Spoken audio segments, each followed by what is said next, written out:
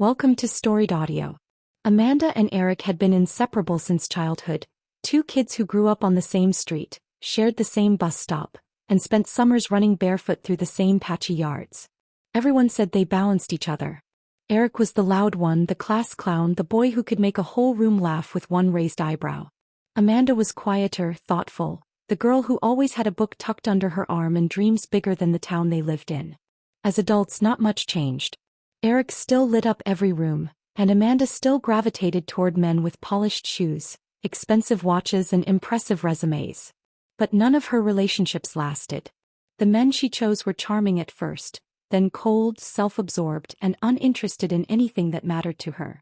Eric dated here and there, but nothing ever stuck. Their friends teased them, saying they were obviously waiting on each other. Amanda always rolled her eyes and reminded everyone that they were just friends. And besides, Eric wasn't serious enough for a real relationship. Then came Jack.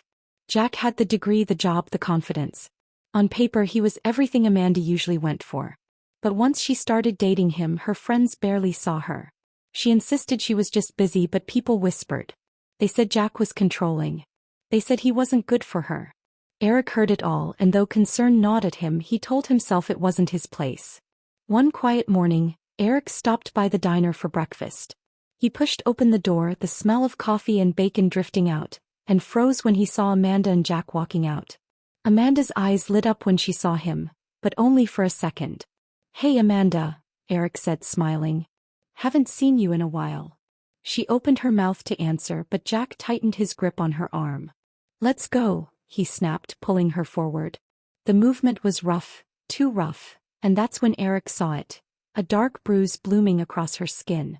Something inside him snapped. He didn't think. He didn't hesitate. He grabbed Jack's arm, twisted hard, and forced him to release her. Then he shoved him back, planting himself between Jack and Amanda. "Don't touch her again," Eric warned, his voice low and steady. Amanda stood frozen, eyes wide. She had always known Eric as the harmless goofball, the guy who made jokes at parties and never seemed to take anything seriously. But the man standing in front of her now was different. Fierce, protective, unshakable. Jack cursed and lunged. Eric moved faster. One punch, sharp, clean and powerful, landed against Jack's jaw. Jack dropped to the pavement. Eric didn't even look at him. He turned to Amanda. "Are you all right?" He broke. Tears spilled down her cheeks as she nodded, trembling. Eric guided her gently to his truck and drove her to his apartment, his hands tight on the steering wheel, his heart pounding. Inside, she collapsed into his arms, hugging him tightly. "Thank you," she whispered. "I've been too afraid to leave him. He's violent." "You should report him," Eric said softly. "Maybe he'll stop now," she murmured. Eric didn't push.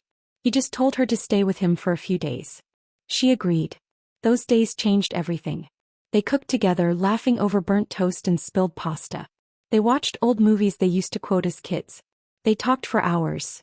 About growing up, about the trouble they got into, about the dreams they once had and the ones they still carried. Amanda felt safe for the first time in months. She felt seen. She felt cared for. But safety didn't last long. One afternoon they stepped outside to go to the store and froze. Eric's truck was destroyed. Tires slashed. Windows cracked. Paint keyed. Amanda's stomach dropped. This was Jack. "I'm so sorry." Eric exhaled slowly, then smiled. "I have a security camera out here." He called the police. When the footage showed Jack vandalizing the truck, Eric pressed charges. Amanda, furious and finally ready, pressed charges for domestic violence. Her bruises were still visible. Jack was arrested. He was ordered to pay for the damages and a restraining order was placed against him.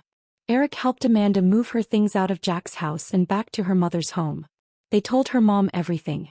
After Eric left, Amanda's mom sat beside her, squeezing her hand. "You haven't been picking the best men lately," she said gently.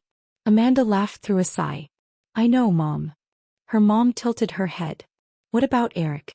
He obviously loves you. He protected you without hesitation." Amanda opened her mouth to protest. The same old line, the same old excuse, but the words didn't come. Because after staying with him for a week, something had shifted. She saw him differently now. Not as the goofy boy she grew up with, but as the man he had become. "He's brave," she whispered. "And loving." And now that I think about it, he's always looked after me. See where it goes, her mom said, squeezing her hand again. A few days later, Amanda asked Eric out to dinner to thank him. They ate, laughed, and talked like they always had, but something warm and electric lingered between them. As they walked back to his apartment, Amanda reached for his hand. Eric froze. Amanda, he said softly. I've been in love with you for a long time. But I didn't think you felt the same. She stopped walking and turned to him. I think I feel the same now. Their first kiss was gentle, hesitant at first, but it felt right. It felt like coming home. They already knew almost everything about each other, so the relationship moved fast, natural, easy. Her mom told everyone she deserved credit for getting them together. Amanda didn't mind. She was too busy falling in love with the man who had always been there. The man who protected her, laughed with her, grew up with her, and finally became hers. Subscribe to the channel for more audio stories.